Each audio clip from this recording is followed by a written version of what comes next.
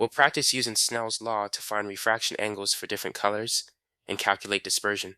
Here's the problem. White light strikes the surface of a glass prism at an angle of incidence of 45 degrees. The glass has index of refraction 1.514 for red light and 1.528 for violet light. Part A. Find the refraction angle for each color. Part B. Find the angular separation between the two colors, called dispersion, and state which color bends more. First, we apply Snell's law for each color.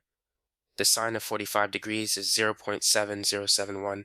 For red light, sine of the refraction angle equals 0.7071 divided by 1.514, which gives 0.4670. Taking the inverse sine gives the refraction angle for red. Theta red equals 27.84 degrees.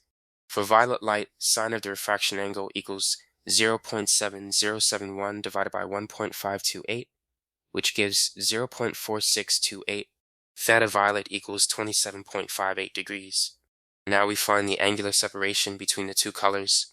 Delta theta equals 27.84 degrees minus 27.58 degrees, which gives 0.26 degrees.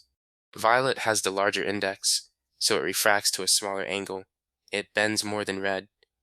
This wavelength-dependent bending, called dispersion, separates white light into colors.